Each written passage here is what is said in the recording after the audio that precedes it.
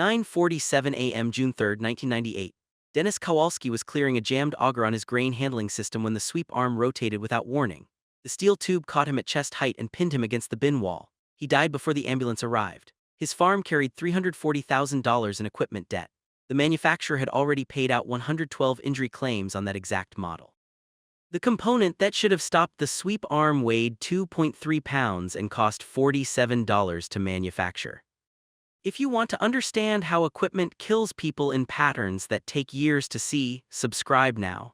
This channel exists to document the failures that rural communities paid for in blood before anyone admitted there was a design problem.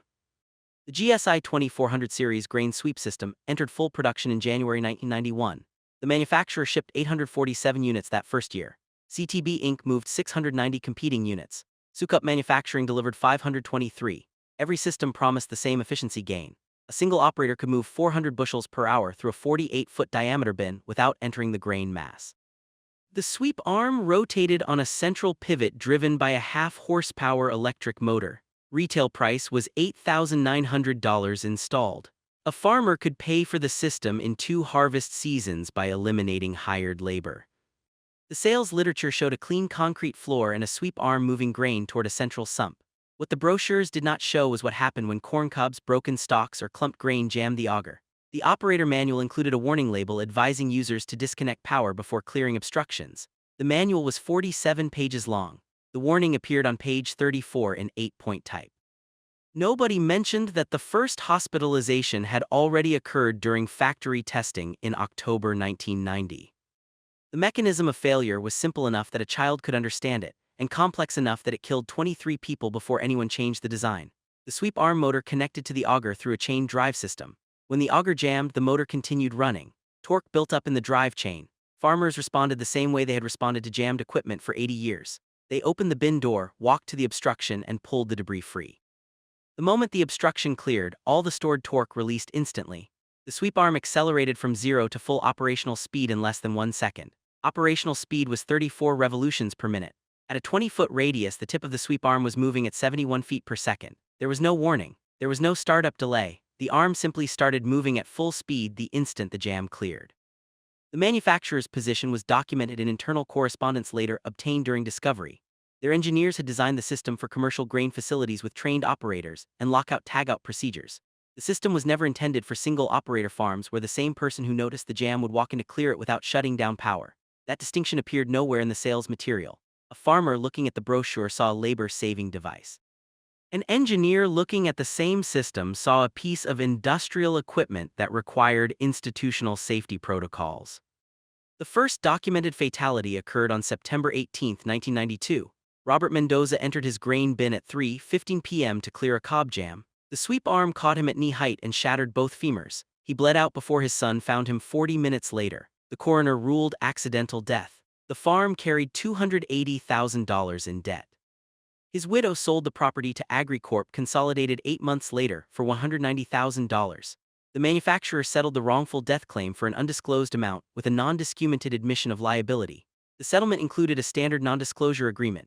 Nobody outside the 2 legal teams knew the manufacturer had just paid out their first death claim on a product still in active production. The injury pattern appeared in workers' compensation data before it appeared in fatality statistics. Between January 1992 and December 1995, farm insurance cooperatives processed 840 injury claims related to grain handling equipment. Of those claims, 109 specifically mentioned sweep auger contact injuries. Of those 109 claims, 73 involved the same manufacturer. Of those 73 claims, 68 involved models with the same motor and drive system design. The data sat in actuarial files in Des Moines, Omaha, and Kansas City. Nobody was compiling it nationally. Nobody was looking for patterns across state lines. The files were reviewed by adjusters who saw individual claims, not systemic failures. Dr. Susan Perlman changed that in April 1996. Perlman was a safety engineer at the University of Nebraska Agricultural Extension Office. She had been tracking farm equipment injuries as part of a USDA-funded study on harvest season accident rates. Her methodology was straightforward. She requested anonymized workers' compensation data from 14 state farm bureaus covering the period 1990 through 1995. She sorted claims by equipment type, injury mechanism, and manufacturer when that data was included. Then she mapped fatalities using coroner reports and newspaper obituaries cross-referenced against the compensation claims. Perlman's report was published in the Journal of Agricultural Safety and Health in September 1996. The title was Rotational Equipment Contact Injuries in Grain Handling Systems. The findings were specific. Sweep auger injuries had increased 340% between 1991 and 1995. The increase correlated directly with the adoption of automated sweep systems in that same period. The median injury involved contact with a rotating arm during what the claimant described as routine maintenance or debris clearance. Perlman identified the pattern correctly. Her proposed solution was better operator training and industry-wide adoption of lockout-tagout protocols for single-operator farms. She had documented the what and the when. She had missed the why. The problem was not that operators were failing to follow protocols. The problem was that the protocols were designed for industrial facilities with multiple employees and shift supervisors. A farmer working alone at 9:00 p.m. during harvest was not going to walk 200 feet back to the machine shed to flip a breaker, then walk back to clear a cob, then walk back again to restore power, then walk back a fourth time to verify the system restarted. He was going to open the door, yank the cob out, and get back to work. The equipment was designed for an operational reality that did not exist on 97% of the farms where it was installed.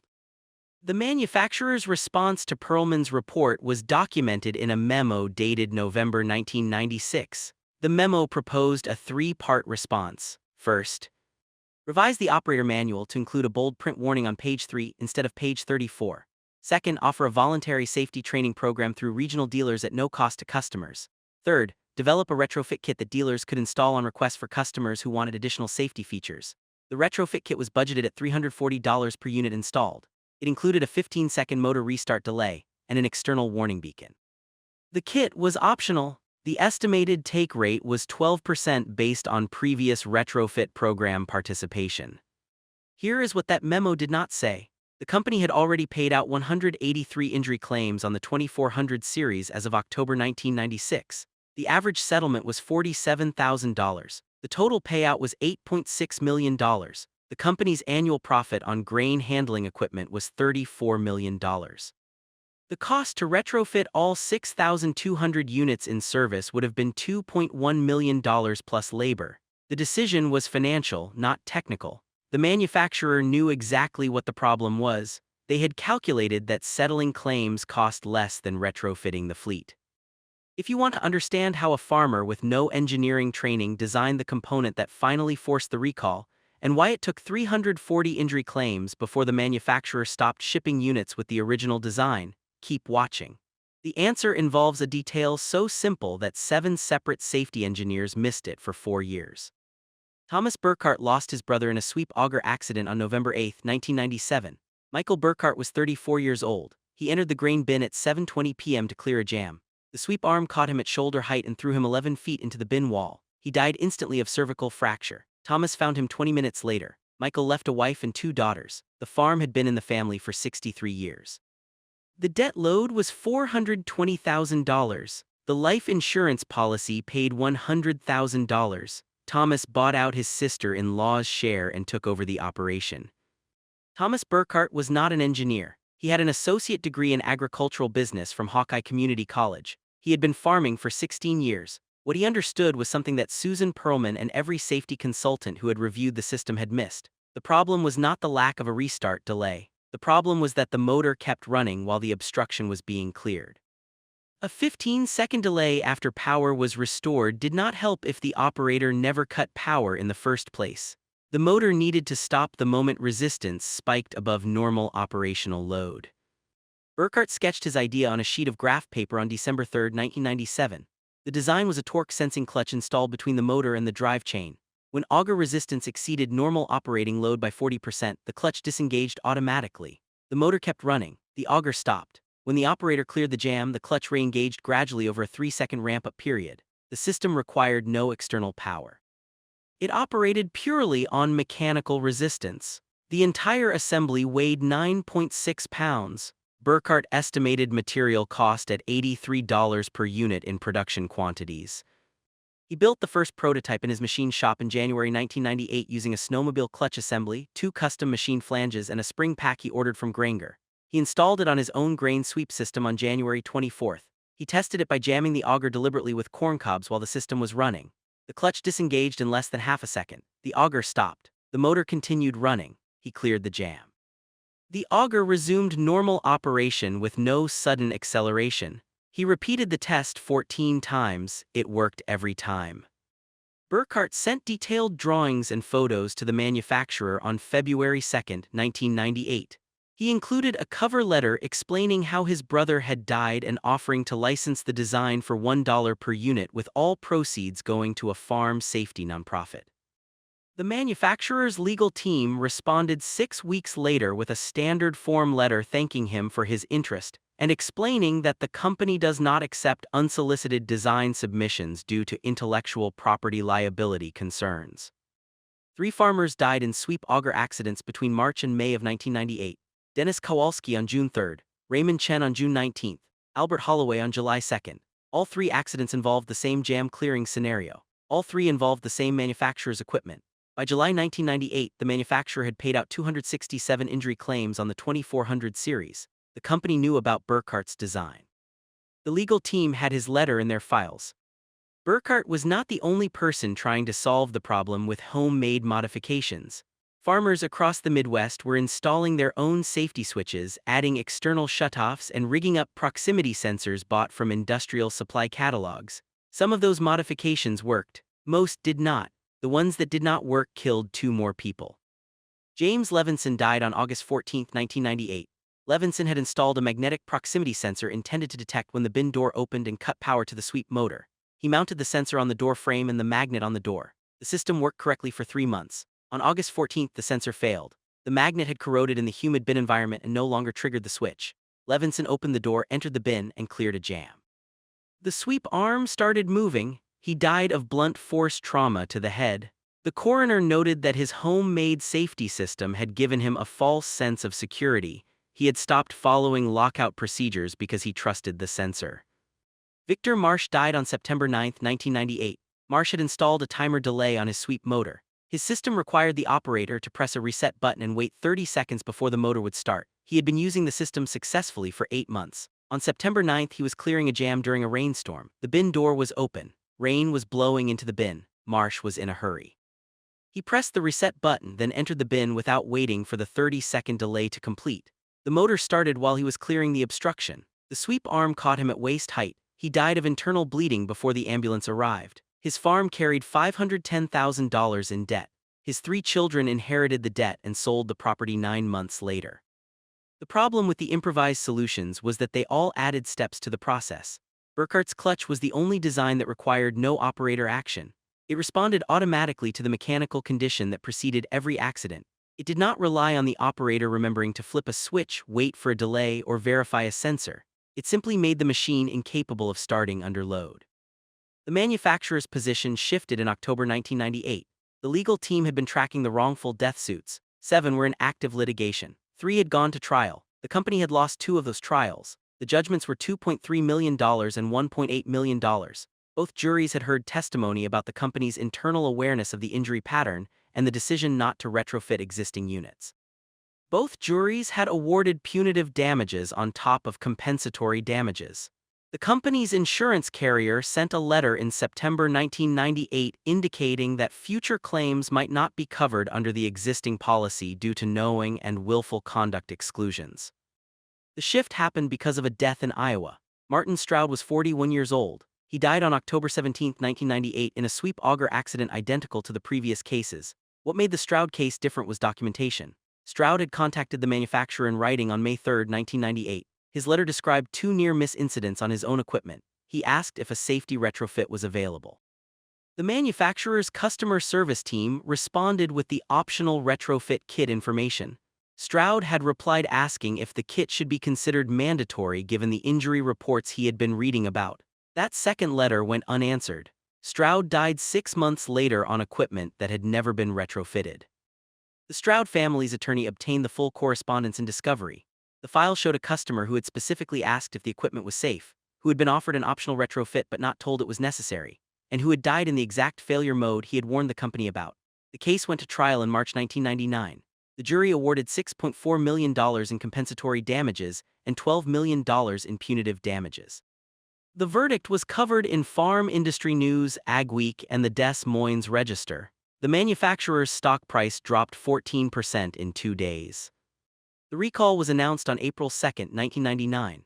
The manufacturer issued a stop-use advisory for all 2400 series grain sweep systems manufactured between January 1991 and March 1999. The advisory covered 7,100 units. The company offered a free retrofit kit to all registered owners. The retrofit kit was not Burkhart's clutch design. It was an electronic control system that required the operator to press and hold a deadman switch while inside the bin. If the switch was released, the motor cut off and would not restart for 60 seconds. The kit cost $890 per unit installed. The total retrofit program cost the company $6.3 million. Burkhart's clutch design was never used in the official recall. The manufacturer's engineering team developed their own solution based on electronic controls and operator input devices. The approach was more complex and more expensive than Burkhart's mechanical design. It also required operator action rather than responding automatically to jam conditions. But it had one critical advantage from the manufacturer's legal perspective. It was developed internally. There was no licensing agreement. There was no external inventor who could testify in future litigation about how the company had ignored a simpler solution. The retrofit program ran from April 1999 through November 2000. Participation rate was 78%. The remaining 22% of owners either could not be located, had taken equipment out of service, or declined the retrofit. 3 additional deaths occurred during that period, all on units that had not been retrofitted. The last documented fatality on a 2400 series sweep system was March 14, 2001. The victim was operating a used unit purchased at auction. The previous owner had never registered the equipment with the manufacturer. The recall notice never reached him. Fatality data shows the pattern clearly. Between 1991 and March 1999, there were 23 documented deaths in sweep auger accidents involving this manufacturer's equipment. Between April 1999 and December 2003, there were 4 deaths, all on units that had not been retrofitted. Between January 2004 and present, there have been 0 deaths on retrofitted units. The injury claim rate dropped from 47 claims per year in the 1991 through 1999 period to 3 claims per year in the 2000 through 2010 period. The 3 claims were all on unretrofitted units operated by owners who had declined the recall service. The 340 injury claims mentioned in the title represent the total number of workers' compensation and liability claims the manufacturer's insurance carrier paid out between the first production shipment in January 1991 and the recall announcement in April 1999. That number comes from documents produced during the Stroud litigation and later cited in a Harvard Law School case study on product liability and agricultural equipment. The claims ranged from minor lacerations requiring stitches to amputations to the 23 fatalities. The average payout was $52,000. The total was $17.68 million. The recall and retrofit program cost $6.3 million. The company spent nearly 3 times as much settling claims as it would have cost to fix the problem when the pattern first became clear in 1995. Modern grain handling systems use the same principle Burkhart sketched in December 1997.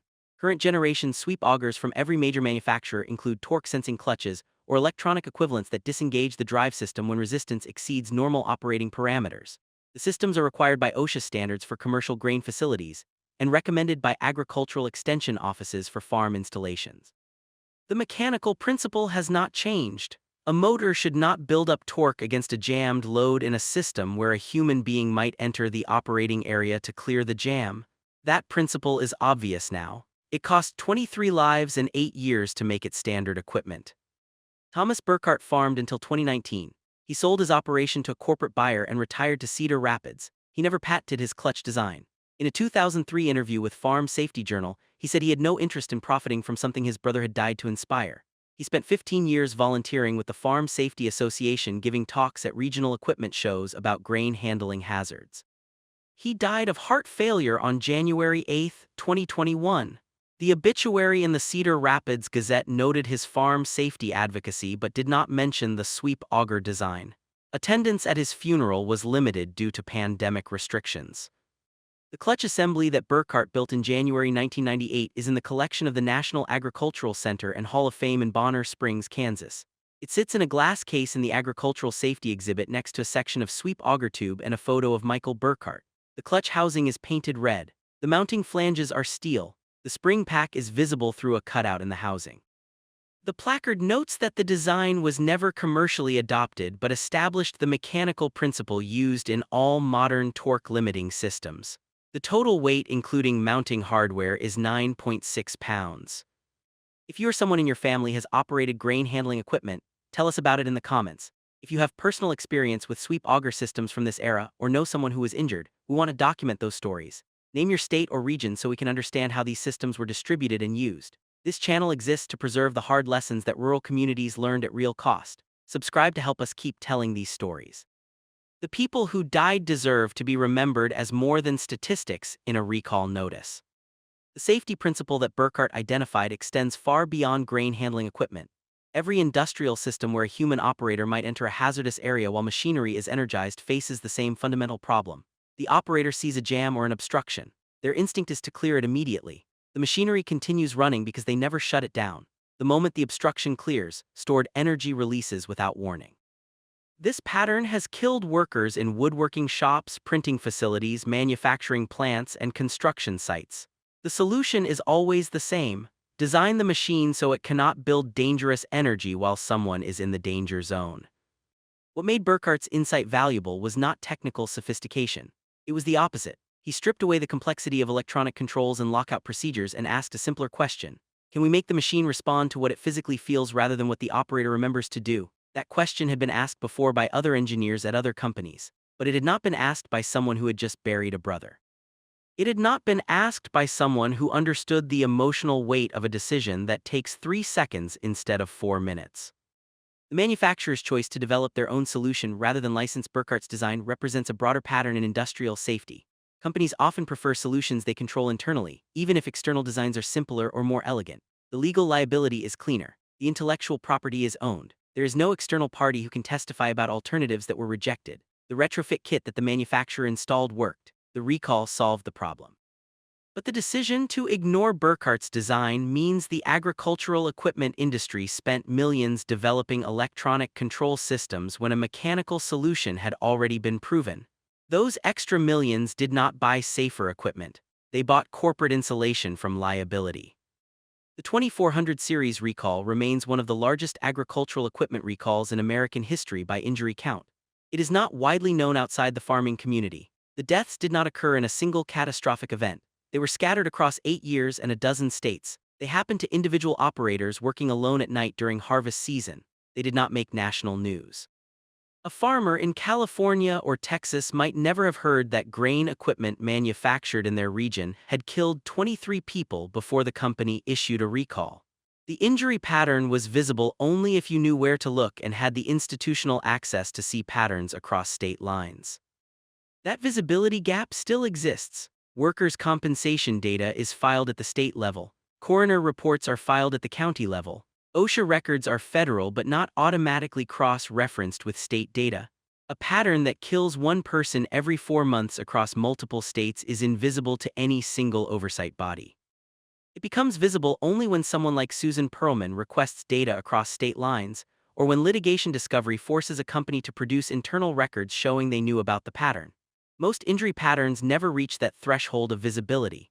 They remain scattered claims in insurance files reviewed by adjusters who see individual cases, not systemic problems. The Agricultural Extension Service played a crucial role in this story. Dr. Perlman's research provided the first objective documentation that something was wrong. Without her work, the injury pattern would have remained invisible even after 23 deaths. Agricultural extension offices in every state maintain researchers and specialists whose job is to protect farmer safety and productivity. They are underfunded relative to the equipment manufacturing industry. A single agricultural extension office covers a region of thousands of farms. A company's marketing department covers a region with hundreds of salespeople. The asymmetry means safety research often lags years behind product adoption. This is why we need people like Thomas Burkhardt, not because he was an engineer with a brilliant solution. He was not. He was a farmer with basic mechanical skills and a devastating personal loss who asked one simple question: what if we just make the machine stop when it feels a jam? The fact that this question had to be asked by a grieving farmer rather than being standard engineering practice represents a failure of the system, but it also represents the power of lived experience. Someone who has watched a brother die to a preventable mechanism understands that mechanism in a way that a classroom of safety engineers might not. His sketch on graph paper accomplished what 340 injury claims had not yet accomplished. It forced the problem to become unavoidable. If you have been affected by agricultural equipment safety issues, or if you work in agricultural extension or equipment design, we want to hear from you. The stories behind these recalls matter. The people who were injured matter. The families who were left behind matter. The engineers who tried to solve these problems matter. The companies that failed to act matter. This channel exists to tell these stories in detail because rural safety is not a statistics problem. It is a human problem. It is about people like Dennis Kowalski and Michael Burkhart and Martin Stroud. It is about Thomas Burkhart spending 15 years volunteering to prevent the death that happened to his brother from happening to someone else's family. Subscribe to this channel and turn on notifications so you do not miss our future investigations. We are documenting equipment failures, safety recalls, and the human cost of design decisions across rural industries. These are the stories that deserve to be remembered beyond the settlement agreements and the legal filings. Thank you for watching.